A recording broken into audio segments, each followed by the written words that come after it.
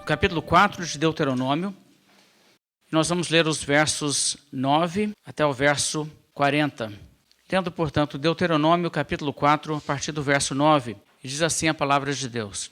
Então somente guarda-te a ti mesmo e guarda bem a tua alma, que não te esqueças daquelas coisas que os teus olhos têm visto, e se não apartem do teu coração todos os dias da tua vida, e as farás saber a teus filhos e aos filhos de teus filhos. Não te esqueças do dia em que estiveste perante o Senhor teu Deus em Horebe, quando o Senhor me disse: reúne este povo e os farei ouvir as minhas palavras, a fim de que aprenda a temer-me todos os dias que na terra viver, e as ensinará a seus filhos. Então chegastes e vos pusestes ao pé do monte, e o monte ardia em fogo até ao meio dos céus, e havia trevas e nuvens e escuridão.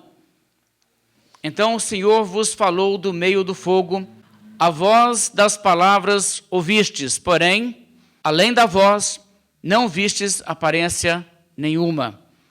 Então vos anunciou ele a sua aliança e vos prescreveu os 10 mandamentos e os escreveu nas 2 tábuas de pedra.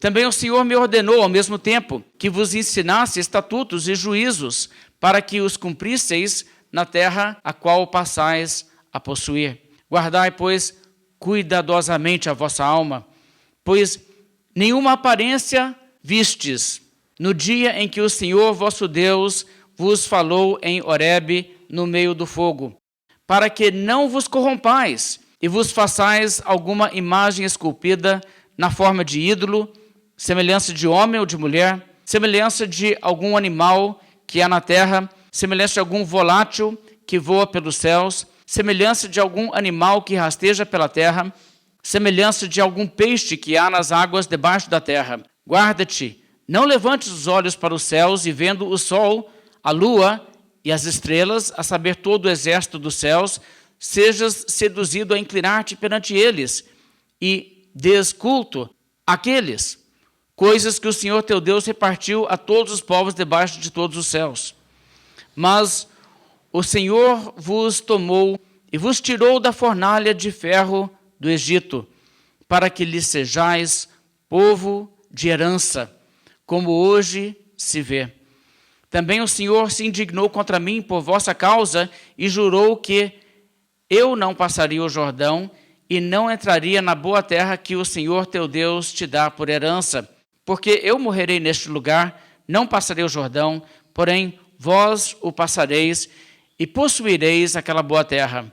Guardai-vos, não vos esqueçais da aliança do Senhor vosso Deus, feita convosco, e vos façais alguma imagem esculpida, semelhança de alguma coisa que o Senhor vosso Deus vos proibiu. Porque o Senhor teu Deus é fogo que consome, é Deus zeloso. Quando, pois, gerardes filhos e filhos de filhos, e vos envelhecerdes na terra, e vos corromperdes e fizerdes alguma imagem esculpida, semelhança de alguma coisa, e fizerdes mal aos olhos do Senhor teu Deus, para o provocar a ira, hoje tomo por testemunhas contra vós outros o céu e a terra, que com efeito perecereis imediatamente da terra a qual, passando o Jordão, ides possuir. Não prolongareis os vossos dias nela, antes sereis de todo destruídos. O Senhor vos espalhará entre os povos e restareis poucos em número entre as gentes, aonde o Senhor vos conduzirá. Lá servireis a deuses, que são obra de mãos de homens, madeira e pedra, que não veem, nem ouvem, nem comem, nem cheiram. De lá buscarás ao Senhor teu Deus e o acharás, quando o buscardes de todo o teu coração e de toda a tua alma. Quando estiverdes em angústia e todas essas coisas te sobrevierem nos últimos dias e te voltares para o Senhor teu Deus e lhe atenderes a voz, então o Senhor teu Deus não te desamparará, porquanto é Deus misericordioso, nem te destruirá, nem se esquecerá da aliança que jurou a teus pais. Agora, pois, pergunta aos tempos passados, que te precederam, desde o dia em que Deus criou o homem sobre a terra, desde uma extremidade do céu até a outra, se sucedeu jamais coisa tamanha como esta, ou se ouviu coisa como esta, ou se algum povo ouviu falar a voz de algum Deus do meio do fogo, como tu a ouviste ficando vivo, ou se um Deus intentou ir tomar para si um povo do meio de outro povo, com provas e com sinais e com milagres, e com peleja, e com mão poderosa, e com braço estendido, e com grandes espantos, segundo tudo quanto o Senhor vosso Deus vos fez no Egito aos vossos olhos. A ti te foi mostrado, para que soubesses que o Senhor é Deus. Nenhum outro há, senão Ele. Dos céus te fez ouvir a sua voz, para te ensinar, e sobre a terra te mostrou o seu grande fogo, e do meio do fogo ouviste as suas palavras. Porquanto amou a teus pais, e escolheu a sua descendência depois deles, e te tirou do Egito, Ele mesmo, presente e com a sua grande força, para lançar de diante de ti nações maiores e mais poderosas do que tu, para te introduzir na sua terra e te dar por herança, como hoje se vê. Por isso, hoje saberás e refletirás no teu coração que só o Senhor é Deus, em cima no céu e embaixo na terra. Nenhum outro há. Guarda, pois, os seus estatutos e os seus mandamentos, que te ordeno hoje, para que te vá bem a ti, a teus filhos, depois de ti, e para que prolongues os dias na terra que o Senhor teu Deus te dá para todo o sempre. A passagem que nós aqui encontramos é uma exortação a se guardar a lei de Deus, a adorar o único Deus, lembrar sempre que Ele é o único e não se desviar para outro caminho, especialmente uma exortação contra a idolatria, reconhecendo que a idolatria é um pecado muito perigoso. Existe um risco enorme para o ser humano embarcar rumo à idolatria. E isso é, de fato, um desvio do Deus verdadeiro. Então, Deus é que tem toda essa exortação através de Moisés ao seu povo. Nós, na verdade, começamos o capítulo 4 na semana passada, e vocês vão perceber que essa exortação de se guardar a lei de Deus, na verdade, já vem sendo falado repetidamente. Veja no verso 1. Agora, pois, ó Israel, ouve os estatutos e os juízos que eu vos ensino para os cumprirdes, para que vivais e entreis e possuais a terra que o Senhor, Deus de vossos pais, vos dá. Veja, ele está dizendo para ouvir os estatutos, guardar os mandamentos e não se desviar dessa instrução. O verso 2, nada acrescentareis à palavra que eu vos mando, nem diminuireis dela, para que guardeis os mandamentos do Senhor vosso Deus que eu vos mando. Ou seja, existe essa palavra que vocês receberam, existe a lei que foi dada, não brinque com isso, não acrescente, não diminua, não ignore nada que esteja lá e não acrescente sua própria opinião em nenhuma questão. O verso 6, ele diz, guardai-os, pois, e cumpri-os, pois isso será a vossa sabedoria e o vosso entendimento perante os olhos dos povos que, ouvindo todos esses estatutos, dirão, certamente este povo é povo grande e gente sábia e inteligente. Veja, está aqui então essa ordem novamente, guarda-os. Então você vê que a Bíblia está batendo isso repetidamente. No verso 1, ouve o estatuto, cumpre. No verso 2, não acrescente nem diminua. No verso 6, guarda e cumpre. E agora chegando aqui, onde estamos, no verso 9, diz, guarda-te, guarda a tua alma e guarda essa lei. Ele diz, e as farás saber a teus filhos e aos filhos de teus filhos.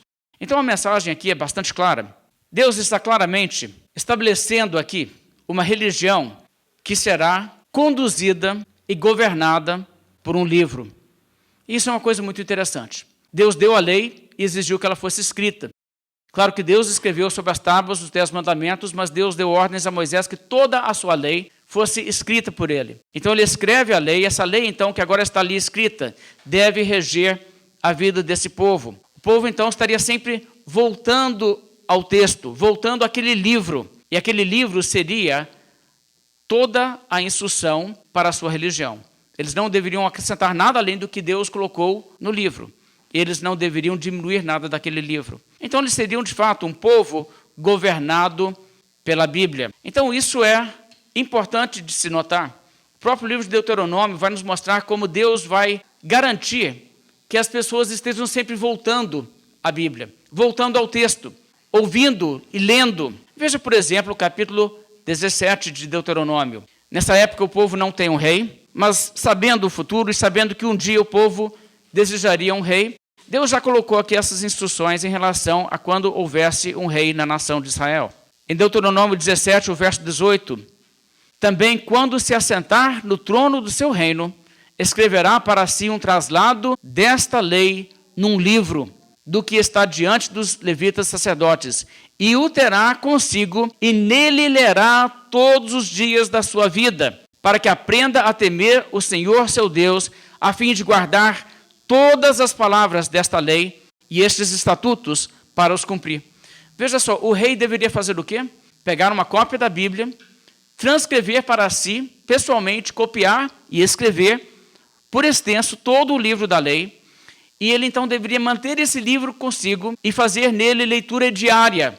Veja, o texto diz explicitamente, o verso 19, e o terá consigo, e nele lerá todos os dias da sua vida. Por quê? Porque ele, como rei, na verdade, não seria o legislador. Ele apenas seria, vamos dizer assim, o executivo. O legislador é Deus, é uma teocracia, afinal de contas, e Deus deu a lei, de modo que ele deveria fazer executar a palavra de Deus. A palavra de Deus deveria reger a nação. E isso, então, era necessário para que ele sempre voltasse e sempre lesse. Em Deuteronômio, no capítulo 31, Deus mandou que o povo fosse regularmente trazido de volta perante o texto bíblico para que ouvissem a leitura da Bíblia. Veja só o que diz aqui em Deuteronômio, capítulo 31, a partir do verso 11. Quando todo o Israel vier a comparecer perante o Senhor, teu Deus, no lugar que este escolher, lerás esta lei diante de todo o Israel.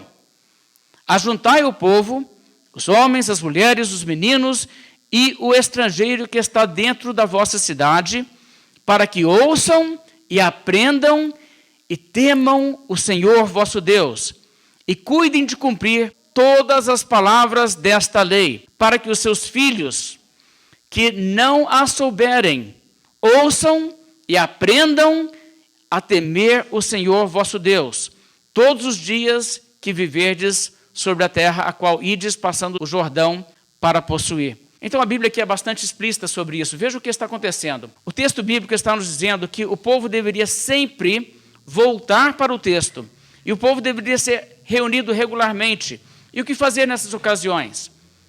Ajuntar todo mundo, colocar todo mundo em posição de poder ouvir a leitura da lei. Então fazer a leitura de toda a lei.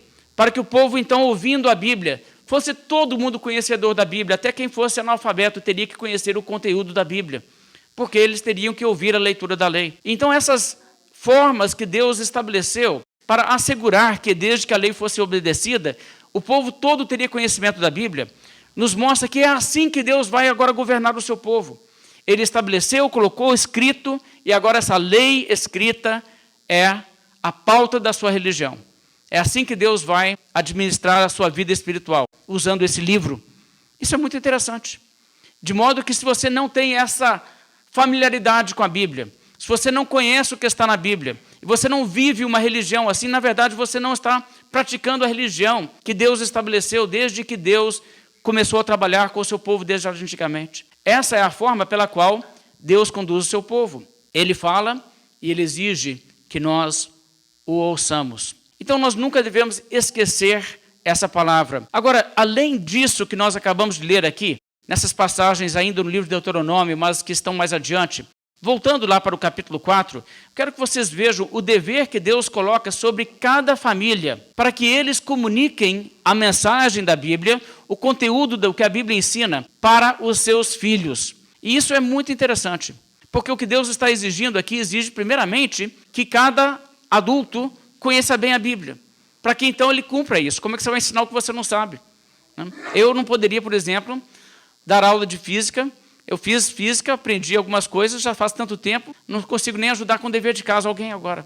Então, quer dizer, como é que eu vou ensinar isso? Se a sua experiência com a Bíblia for tipo a minha experiência com a matéria física, Você não pode obedecer o que está na Bíblia. Veja o que a Bíblia diz aqui no verso 9. Tão somente guarda-te a ti mesmo e guarda bem a tua alma, que te não esqueças daquelas coisas que os teus olhos têm visto, e se não apartem do teu coração todos os dias da tua vida, e as farás saber a teus filhos e aos filhos de teus filhos. Então, o dever aqui é de não esquecer essas coisas. A lei já lhes foi transmitida, todos os milagres de Deus foram ali contemplados por eles, e eles nunca deveriam esquecer essas coisas. Agora, quando diz para não esquecer, não está dizendo não esquecer no sentido, aqueles que ali estavam vivos deveriam lembrar até o final de suas vidas. Eles lembrariam mesmo, não era possível esquecer. Mas existe mais do que isso. Quando diz para não esquecer, estamos falando do tipo seguinte: se 500 anos mais tarde voltarem e perguntar para os descendentes sobre aquelas coisas, se eles não estivessem lembrando disso, eles não teriam cumprido essa palavra, teriam falhado. Porque essa ordem de não esquecer é no sentido de comunicar para a geração nova, os filhos, os netos, os bisnetos, os tataranetos, para que sempre, através de suas gerações, eles soubessem essas verdades, conhecessem essas leis, soubessem da realidade, da manifestação do verdadeiro Deus. Por isso era necessário que eles transmitissem esses fatos a seus filhos. Uma coisa que é importantíssimo observar aqui, então, é que aqui nós temos Deus dando, vamos dizer assim, o início à religião formal do seu povo de Israel, e exigindo esse compromisso com a sua palavra escrita, exigindo que eles conheçam, que guardem e comuniquem isso aos seus filhos. E, em certo sentido, isso é a essência da prática religiosa de Israel: obedecer o que está escrito por Deus na sua palavra e transmitir isso para os seus filhos. Agora, uma coisa que também é importante observar aqui, aliás, é importantíssimo observar, é que quando a Bíblia fala do que Deus fez nesse período, de como Deus se manifestou ali a Moisés a partir do momento que ele falou através da sarça ardente, o enviou ao Egito, ele chegou e ele fez aqueles milagres, trouxe as pragas sobre o Egito, tirou o povo do Egito, abriu o Mar Vermelho, sustentou o povo no deserto com maná, fez aqueles milagres todos, durante todo esse período, tudo aquilo ali que aconteceu, na verdade, biblicamente falando, é algo único, é algo singular, não é algo rotineiro. Deus não faria isso rotineiramente. Na verdade, Deus nunca faria isso novamente, dessa forma.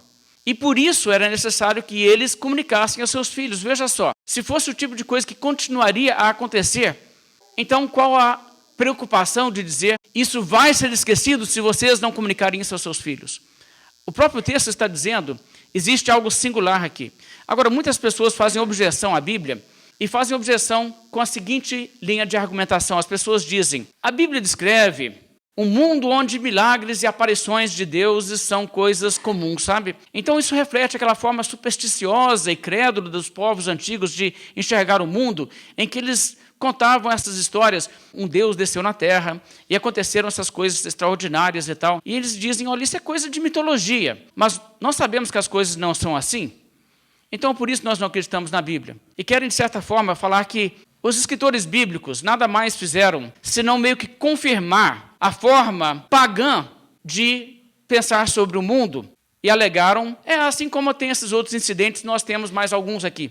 E quando eu ouço gente falando assim, eu percebo que estamos lidando com pessoas que não olharam atentamente para a Bíblia e o que a Bíblia ensina. São pessoas que não pararam para realmente atentar ao que a Bíblia retrata. A Bíblia não presume um mundo em que milagres são coisas corriqueiras, acontecem cá e lá.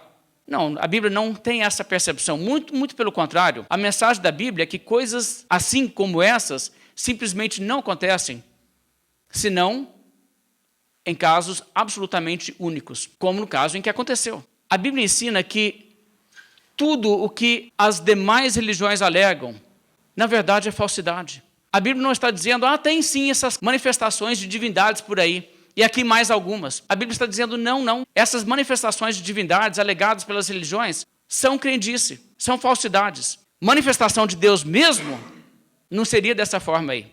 Seria isso aqui. O dia que Deus se manifesta é outra coisa.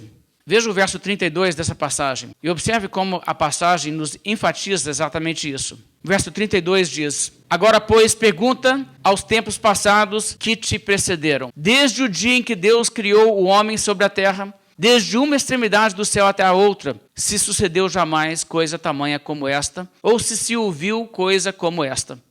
E a resposta é: não. Desde que Deus criou o mundo, isso nunca aconteceu, não. Nunca teve essa questão de Deus falar assim, não. Nunca aconteceu nada do tipo. É isso que ele está dizendo. Pergunta e você vai verificar que é isso mesmo. E o que o texto aqui que Moisés escreveu acabou de fazer? Ele acabou de descartar como invenção e mentira todas as histórias e as lendas de deuses e de interação com o divino que todas as outras religiões do mundo alegavam. Se alguém dissesse, mas Zeus veio aqui na Terra e se manifestou, a Bíblia está dizendo, não aconteceu isso não. Isso aí é falso. Se alguém dissesse, mas Krishna teve uma manifestação, não, é falso. Está vendo? É isso que a Bíblia está dizendo. Deixa-me ler novamente. Agora, pois, pergunta aos tempos passados que te precederam, desde o dia em que Deus criou o homem sobre a terra, desde uma extremidade do céu até a outra, se sucedeu jamais coisa tamanha como esta, ou se ouviu coisa como esta, ou se algum povo ouviu falar a voz de algum Deus, do meio do fogo, como tu a ouviste ficando vivo. E a mensagem é, isso nunca aconteceu. Nunca aconteceu uma intervenção sobrenatural como isso, que a Bíblia aqui descreve. Nunca teve isso antes. Isso é singular. Verso 34. Ou se um Deus intentou ir tomar para si um povo do meio de outro povo, com provas e com sinais e com milagres, e com peleja, e com mão poderosa, e com braço estendido, e com grandes espantos, segundo tudo quanto o Senhor, vosso Deus, vos fez no Egito, aos vossos olhos. E veja o que a Bíblia está dizendo. Já teve isso antes? Milagres aconteceram assim em algum lugar antes? Não, isso é singular, está vendo? Isso aqui é único. Isso é uma coisa que não é simplesmente o tipo de coisa que acontece no mundo em que nós vivemos. Tanto que o fato de ter agora acontecido aos olhos dessa geração, Moisés está dizendo, então vocês sabem que vocês estão lidando com uma coisa diferente. O restante é falso, mas Deus, o Deus da Bíblia, é que é o verdadeiro. Por isso o verso 35 ele diz, a ti te foi mostrado. E a posição do pronome é enfático na língua original, mostrando que ele está realmente chamando atenção a isso, o que nossos tradutores tentam fazer, quando ao invés de dizer te foi mostrado, a ti te foi mostrado. Está vendo a ênfase? Vocês têm um privilégio único. Vocês tiveram uma experiência que mais ninguém na face da terra jamais teve. A ti te foi mostrado, para que soubesses que o Senhor é Deus e não há outro senão Ele. Ou seja, só existe um Deus, então, verdadeiro, e esse Deus se manifestou desta forma exclusivamente a Israel. Então, nós não estamos, de forma alguma, encontrando na Bíblia uma mensagem que simplesmente reforça crenças dos povos antigos. Na verdade, o que a Bíblia está dizendo, ela está desmentindo todas as religiões falsas antigas. Aquela religião do Egito, com a ideia de tantos deuses, e Faraó ser uma espécie de deus, ele mesmo descendente de divindades. A Bíblia está dizendo não, nunca teve em nenhum lugar interação de Deus com o homem como isso que vocês estão vendo na sua geração, onde Deus começou a revelação que propriamente constitui o início da Bíblia, quando Deus falou através de Moisés. Então, o que isso significa? Bem, primeiramente, como temos destacado, que Deus nunca falou a outras nações antes. Sim, Deus falou com alguns indivíduos, como a Bíblia mostra. Deus falou com Noé, Deus falou com Abraão, sim. Mas não houve manifestação e revelação de Deus como o que nós vemos a nenhum outro povo. Isso foi privilégio dado exclusivamente a Israel. Portanto, todas as demais histórias de interação com a divindade é mitologia e lenda. A realidade está aqui. Segundo ponto, Deus falou agora, e isso é totalmente atípico. Nada assim aconteceu antes, eles presenciaram algo inédito, e isso, portanto, demonstra que estamos lidando com uma coisa diferente. Se Deus aparecer dessa forma, conforme Moisés aqui está relatando e conforme a Bíblia narra, isso sim é que prova que Deus está falando. Uma pessoa simplesmente ouve a mensagem, tive um contato com Deus, e eu tive uma impressão, e eu acho que é um recado para a humanidade. Isso não prova que foi Deus falando. Mas veja, quando Deus chegou para dar o seu recado através de Moisés, ele disse, Moisés, eu vou hoje fazer coisas para o povo acreditar que você realmente está falando por mim. Agiu de uma maneira que não deixaria nenhuma margem de engano para as pessoas pensarem, mas será que Moisés realmente recebeu isso de Deus? Veja, Deus deu provas, coisas muito poderosas. E em terceiro lugar, como eu já disse também, essas coisas não continuariam acontecendo. Por isso seria necessário ensinar sobre essas coisas para a geração vindoura. Como é que eles saberiam? Daí a 200, 300 anos, há muitas gerações que essas coisas aconteceram. Porque o texto seria preservado e seria passado de geração em geração pelos fiéis, dizendo aos seus filhos: essas coisas são fatos, essas coisas aconteceram, e por isso nós guardamos como um tesouro essa mensagem. Essa palavra, ela veio de Deus. Então é muito interessante que a Bíblia já está prevendo aqui, já nessa época, que o grau de espetáculo sobrenatural que ali houve não persistiria. A Bíblia nos mostra exatamente isso, que em alguns momentos da história Deus trouxe grandes revelações, como nesse período, como na vinda de Jesus Cristo ao mundo, mas que isso não é típico, que isso não é uma coisa que vai ser a experiência típica da humanidade. E, aliás, a mesma coisa é verdade sobre o Novo Testamento. Você se lembra como Jesus falou? Ele disse a seus discípulos: em verdade vos digo que muitos profetas e justos desejaram ver o que vedes e não viram, e ouvir o que ouvis e não ouviram. Quer dizer, a oportunidade que aquela geração teve, que os discípulos de Jesus tiveram de ver os milagres de Cristo e ver aquelas coisas, Jesus não está dizendo: não, Deus faz isso por toda a geração. Pode ficar tranquilo, em qualquer época que você está vivendo, você terá essas coisas. Não é isso que a Bíblia ensina. A Bíblia ensina que quando Deus trouxe essas coisas, Ele comprovou a mensagem através dessas coisas e Ele deixou isso escrito no livro. E esse é o testemunho para todas as gerações. Aliás, é tão interessante que Jesus Cristo disse a Tomé que o viu ressuscitado e só então creu. Jesus disse: porque me viste e creste, bem-aventurados os que não viram e creram. Já reconhecendo que a realidade típica da humanidade não será ter a oportunidade de ver.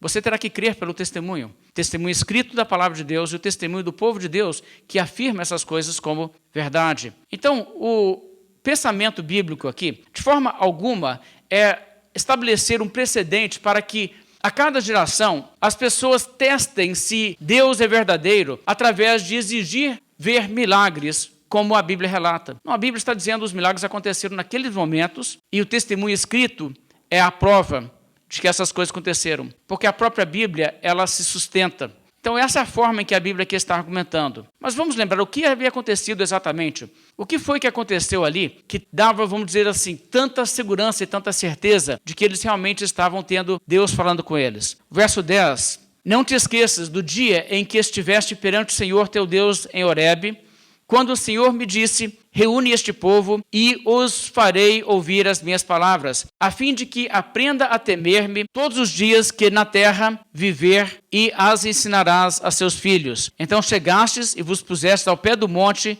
e o monte ardia em fogo até ao meio dos céus, e havia trevas, nuvens e escuridão. Então o Senhor vos falou do meio do fogo. A voz das palavras ouvistes, porém, além da voz, não vistes aparência nenhuma. Então vos anunciou ele a sua aliança, que vos prescreveu os 10 mandamentos, e os escreveu em 2 tábuas de pedra. Também o Senhor me ordenou, ao mesmo tempo, que vos ensinasse estatutos e juízos, para que os cumprisseis na terra a qual passais a possuir.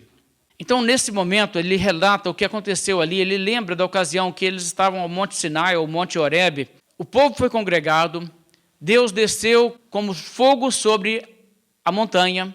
Ele havia dado instruções para demarcar bem a montanha, para ninguém chegar perto, porque a montanha ia pegar fogo, né? Qualquer pessoa que chegasse ali perto iria realmente ser incendiado. Deus fala audivelmente. As pessoas ouviram a própria voz de Deus. Voz, a Bíblia diz, como um trovão, como uma trombeta.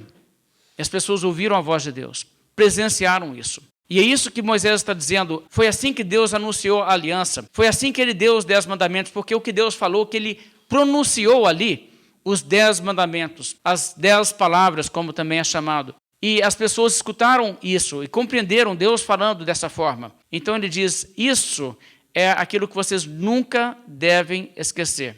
Vocês receberam a verdade, vocês receberam a revelação de Deus, enquanto outros povos não. Outros povos podem não saber essas coisas, mas vocês as sabem. Então vocês nunca devem se esquecer disso. O privilégio de saber a verdade deve ser reconhecido e valorizado. Agora, quando ele conclui essa lembrança do que aconteceu, ele fala sobre como Deus falou, mas Deus falou sem manifestar a si mesmo de nenhuma forma visível. No final do verso 12, a voz das palavras ouvistes, porém, além da voz, não vistes aparência nenhuma. E isso aqui é bem interessante. Além da voz, aparência nenhuma. Agora, vamos pensar um pouco sobre o que isso significa.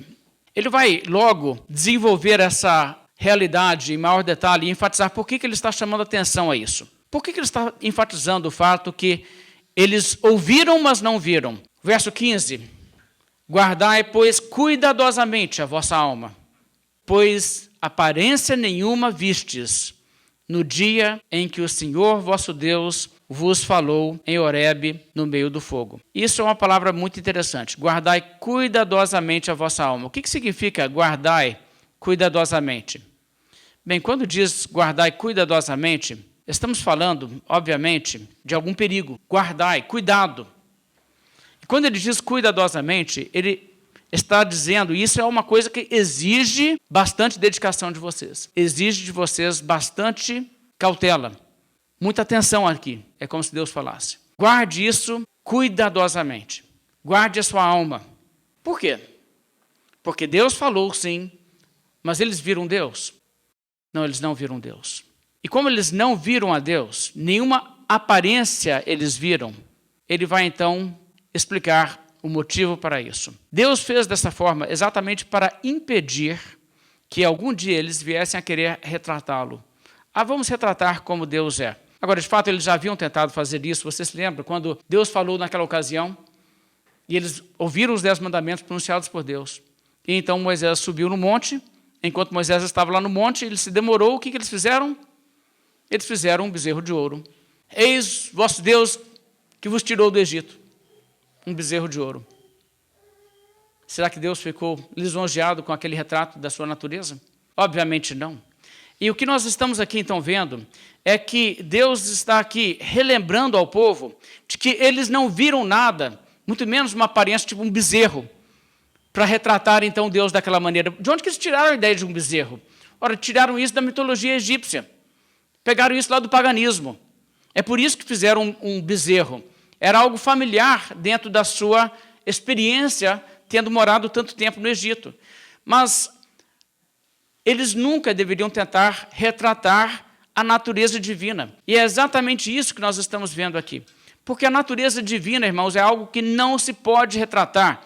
E qualquer figura ou qualquer semelhança que se projeta para tentar assim retratar a natureza divina, de fato, é um insulto à grandeza de Deus. Qualquer objeto ou qualquer aparência que usamos para representar a Deus incide em reduzir a glória de Deus. Agora, os seres humanos têm feito isso, e não somente no caso do bezerro de ouro, mas eu quero dar alguns exemplos de como isso tem sido feito, e você deve perceber como isso, na verdade, é exatamente o que a Bíblia está proibindo. Você sabe que existem algumas pinturas, por exemplo, que retratam Deus Pai como um senhor velhinho com barba branca. Se você lembrar daquela pintura famosa de Miguel Ângelo, da Capela Sistina, onde tem um senhor velho esticando a mão e representação de Adão esticando o dedo para encostar na mão desse. Ali está retratado Deus Criador. É como se fosse Deus Pai. Aquilo é uma figura digna para retratar Deus? Aquilo representa a natureza divina? Não, isso é exatamente o que a Bíblia está dizendo para não fazer. Aquilo é idolatria. Aquilo é pecado. E eu acho que é não somente um insulto reduzir Deus a uma imagem que tem semelhança de ser humano, como também, além de tudo, um ser humano envelhecendo, com características que só existiriam no mundo caído, como barba branca, sinais de velhice, coisas que só acometem seres humanos caídos no mundo caído. E aí você vai retratar Deus daquela maneira? Veja que isso é altamente ofensivo. Nossa concepção de Deus pode ser imperfeita, mas entenda uma coisa, você retrata Deus daquela maneira, você está levando pessoas na direção errada. E isso ofende a Deus. E existem muitos retratos assim, pessoas que querem retratar a Trindade. Então representam Deus Pai como um senhor velhinho. Aí colocam Jesus e colocam uma pomba para representar o Espírito Santo. E ali você tem um retrato da Trindade. Essas coisas são exatamente o que a Bíblia está dizendo, não faça. Você viu Deus assim por acaso para representá-lo assim? Você não viu Deus assim, cuidado. Isso é proibido por Deus. Agora vamos entender assim o quanto isso traz ofensa a Deus. Toda concepção em nossa mente sobre Deus chega aquém da realidade. Mas através de palavras nós podemos comunicar muitas coisas. Nós podemos falar sobre a natureza de Deus e falar sobre os atributos de Deus e o ser de Deus. E se falarmos corretamente, estamos levando pessoas a formarem um conceito correto de Deus. Veja, não uma imagem de Deus, porque não existe uma imagem. Deus, a própria luz é parte da criação, irmãos. Não é uma coisa, Deus não é uma coisa que se vê assim. Deus é um ser eterno, transcendente, antes da própria criação e antes que houvesse luz, porque foi Ele que disse haja luz. Então, o que estava lá para você dizer? Dá para se ver, dá para se enxergar com os olhos. Mas, à medida que nós ensinamos sobre Deus, se nós ensinarmos corretamente, nós ajudamos pessoas a entender o ser de Deus, o caráter de Deus e os atributos de Deus. Mas se nós, de alguma forma, retratamos a Deus assim, com figura, imediatamente nós estaremos agregando ao conceito de Deus características que fogem do correto. E estaremos deturpando a imagem de Deus. Então, pense na seguinte ilustração, é só uma ilustração. Mas digamos que alguém esteja falando com você da seguinte forma. Me fala do seu pai, como que é o seu pai? Descreve o seu pai. Aí você começa assim, bem, meu pai, deixa eu ver. Sou muito bom com retrato falado não, mas deixa eu tentar aqui. Ele tem um nariz, uma boca, 2 olhos. Aí a pessoa, acho que eu consigo a partir daí. E a pessoa vai e desenha um rato. Uma boca, um nariz, 2 olhos. Você fica lisonjeado com isso? Ou seu pai iria? Está vendo? É aí que está o problema. A foto de um rato não ajuda. Na verdade, coloca associado aquilo que está se descrevendo coisas que ofendem, porque não estão à altura. E é exatamente por isso que Deus não admite que se faça isso. Qualquer forma, qualquer que seja, que nós usemos para retratar a natureza divina é, de fato, uma ofensa a Deus. Por isso, veja o verso 16. Para que não vos corrompais e vos façais alguma imagem esculpida na forma de ídolo, semelhante de homem ou mulher. Está vendo? Homem barbudo, velhinho. Pode? É exatamente o que a Bíblia está dizendo para não fazer. Nem homem, nem mulher. Verso 17. Semelhante de algum animal que há na terra. Semelhante de algum volátil que voa pelo céu. Semelhante de algum animal que rasteja sobre a terra. Semelhante de algum peixe que há nas águas debaixo da terra. E você sabe que os pagãos retrataram suas divindades de todas essas formas. Verso 19 diz, guarda-te, não levantes os olhos para os céus, e vendo o sol, a lua e as estrelas, a saber, todo o exército dos céus, seja seduzido a inclinar-te perante eles, e des culto àqueles coisas que o Senhor teu Deus repartiu a todos os povos debaixo dos céus. Aqui você vê uma palavra muito interessante, porque as pessoas acreditavam, nessa época, que tanto as estrelas como o sol, a lua, os planetas, na verdade eram divindades. Lá são deuses que estão lá no céu, aquelas luzes que brilham lá no céu. E as pessoas adoravam o sol, as pessoas achavam que o sol não era uma coisa, achavam que o sol era um ser. Ele tinha personalidade, ele tinha ideias e tudo. Mas a Bíblia descarta tudo isso aqui, e a Bíblia traz esse fato que tudo isso aí que foi descrito, as estrelas, o sol, a lua, são o quê, conforme a Bíblia?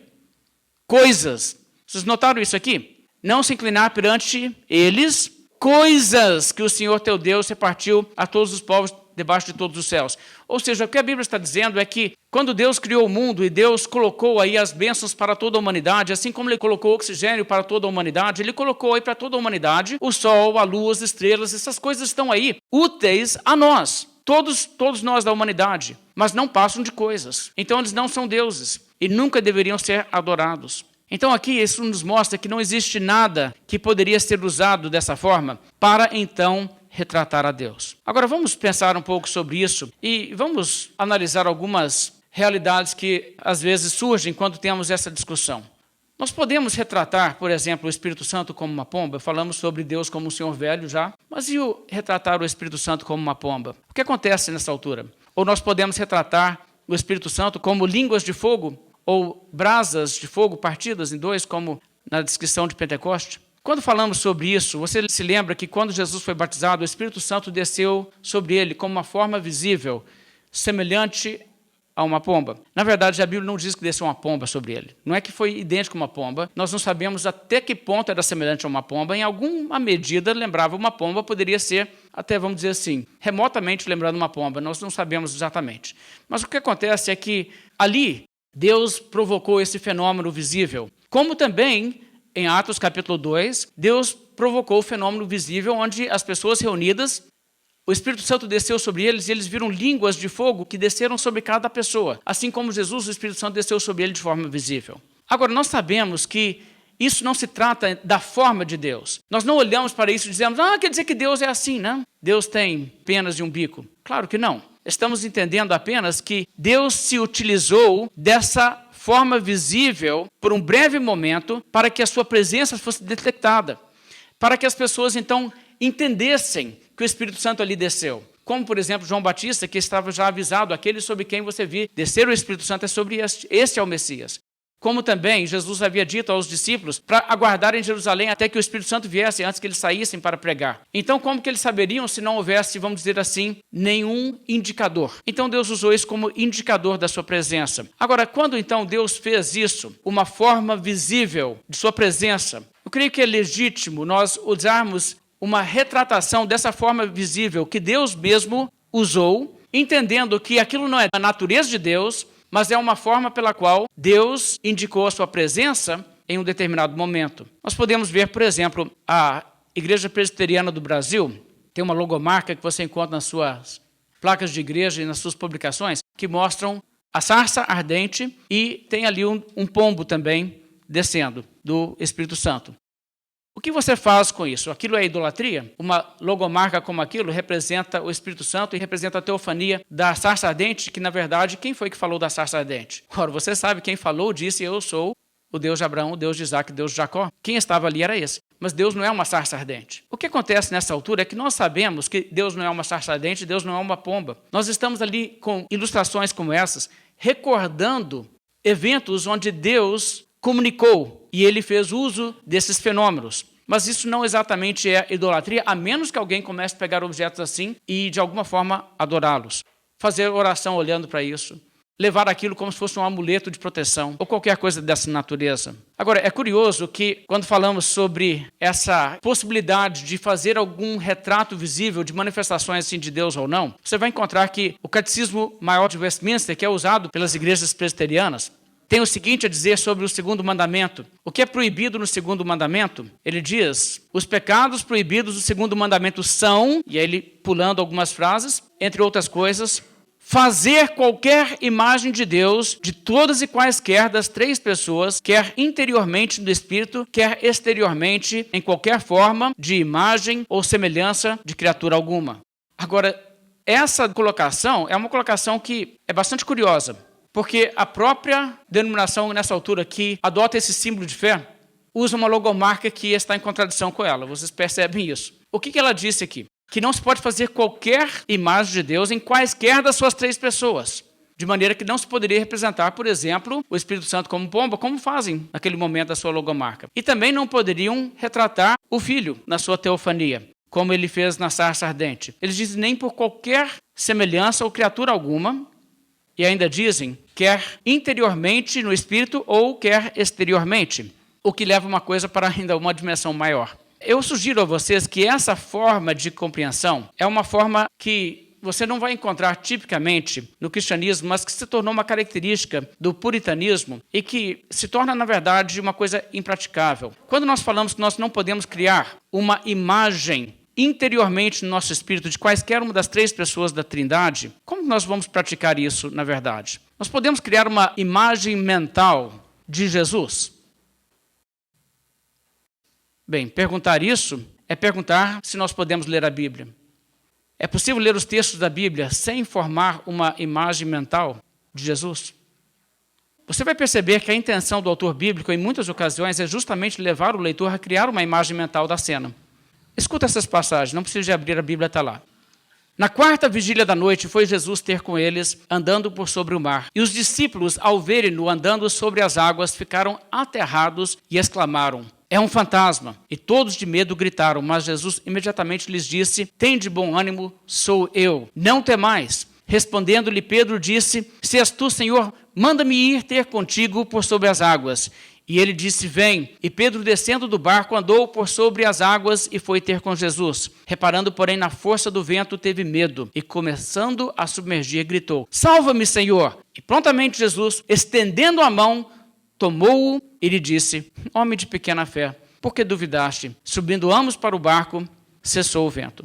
Agora, você consegue ler ou ouvir a leitura dessa passagem sem imaginar Jesus sobre a água, sem imaginar Jesus estendendo a mão a Pedro, sem imaginar Jesus entrando no barco? Se você não imaginar, de alguma forma, essa cena em sua mente, é porque você não está tentando entender o texto. O texto está tentando criar essa imagem em sua mente. Ouça outra. Dito isto, Jesus cuspiu na terra e, tendo feito lodo com saliva, aplicou aos olhos do cego. Você imaginou a cena? É para imaginar. Ouça ainda essa. Então os levou para Betânia e, erguendo as mãos, os abençoou. Aconteceu que, enquanto os abençoava, ia se retirando deles, sendo levado para o céu. Então eles, adorando-o, voltaram para Jerusalém, tomados de grande júbilo. Aqui você vê novamente Jesus Cristo retratado, os gestos que ele fez com suas mãos sendo retratado, o que aconteceu com seu corpo subindo sendo retratado. Tudo isso para você criar o que em sua mente? Uma imagem da cena, para você poder retratar o que aconteceu.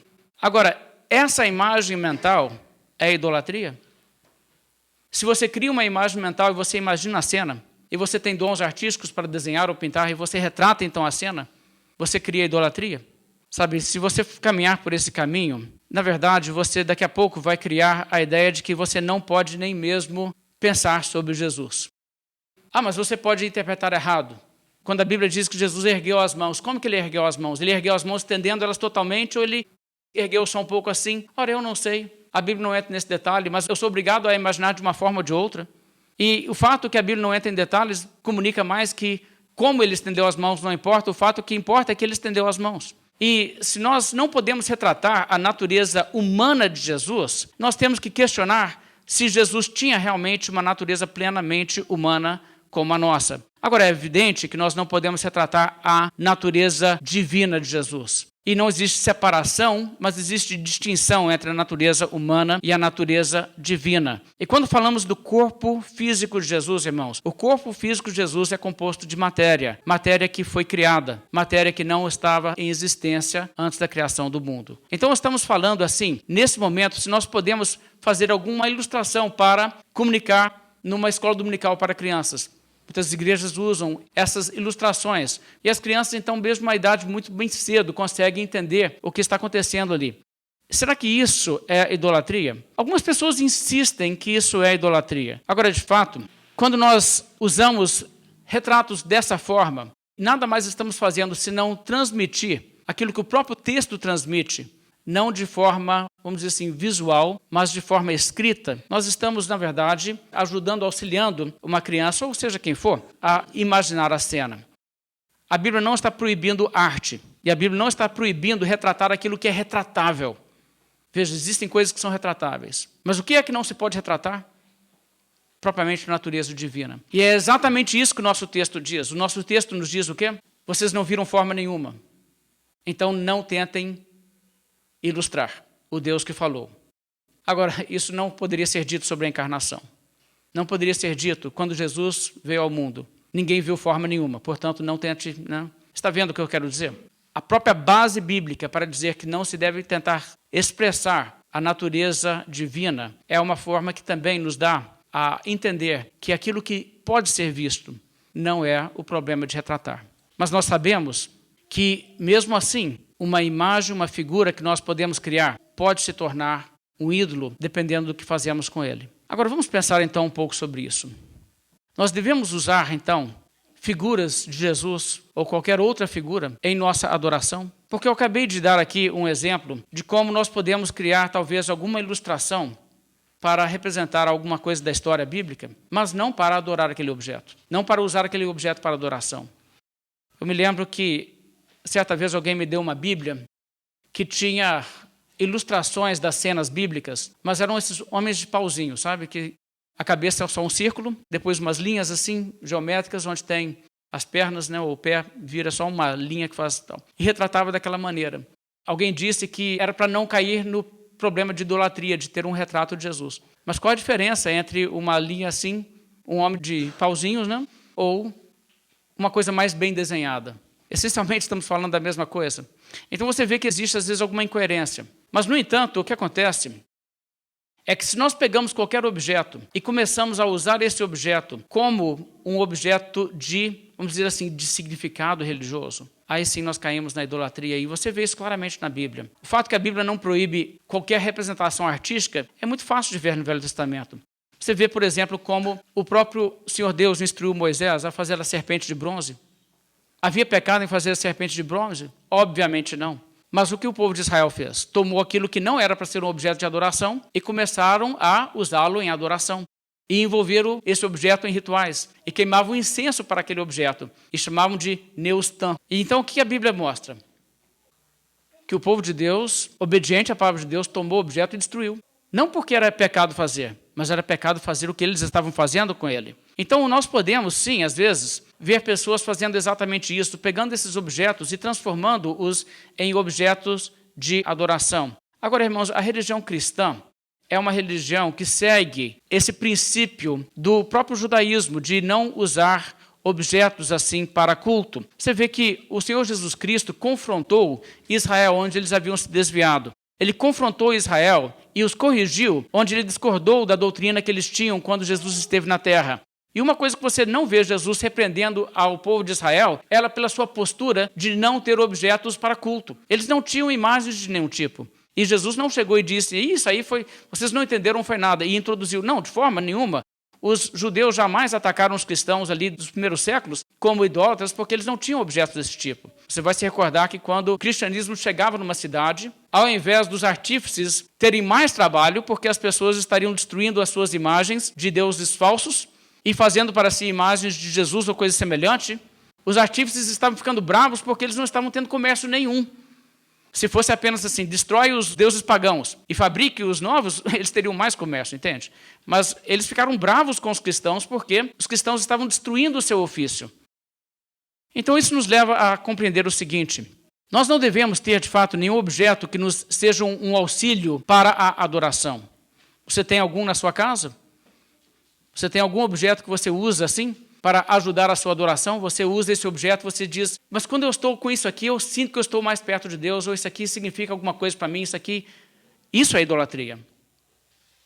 Certa vez, uma professora, numa escola pública, sugeriu que os alunos, que eram crianças, trouxessem para a aula de religião algum objeto que os ajudasse na sua vida de devoção religiosa. Então, no dia seguinte, vários trouxeram objetos e um menino de um lar evangélico levou um bezerro de ouro. Não que ele usasse um bezerro de ouro, mas porque ele contou para o pai o que era e o pai disse assim, leva isso aqui para o pessoal entender o recado. Talvez ele foi um pouco agressivo, mas não é verdade que é a mesma coisa? Qualquer coisa que você fizer acaba, se é um objeto que você usa para tornar-se um auxílio na sua devoção religiosa. Na verdade, aquele objeto já tomou conotações que o tornam o que a Bíblia chama de um ídolo. Então, o que nós devemos compreender aqui é que Deus está reconhecendo que existe um enorme perigo nisso. É muito perigoso cair no pecado de idolatria. Veja novamente como ele disse aqui no verso 15. Guardai, pois, cuidadosamente a vossa alma. Veja, isso não é um risco tolo, é um risco real, é um perigo real. Veja o verso 23. Guardai-vos, não vos esqueceis da aliança do Senhor vosso Deus, feita convosco, e vos façais alguma imagem esculpida, semelhante de alguma coisa que o Senhor vosso Deus vos proibiu. Veja, cuidado, cuidado. Vocês vão acabar entrando nisso se vocês não vigiarem. Agora, o fato que isso acontece é visto de muitas formas.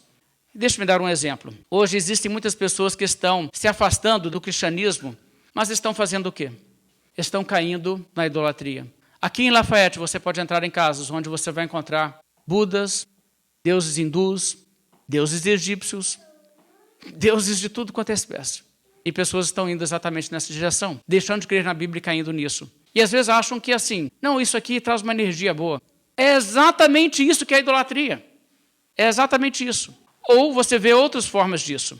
Alguém compartilhou um vídeo recentemente comigo, queria que eu assistisse, eu assisti, e o vídeo retratava um menininho saindo de casa com um lanche. Ele ia no parque, sentava no banco, e ali perto dele tinha uma senhora que dá-se a entender que talvez uma pessoa numa condição financeira muito difícil, que não teria, vamos dizer assim, alimento certo para aquele dia. Então o garotinho vê a situação e ele compartilha o seu lanche. E a senhora fica muito feliz, e aí cada um vai para o seu caminho. E quando chega em casa, o menininho diz para seus pais: eu encontrei Deus hoje. Ele é mais velho do que eu achava.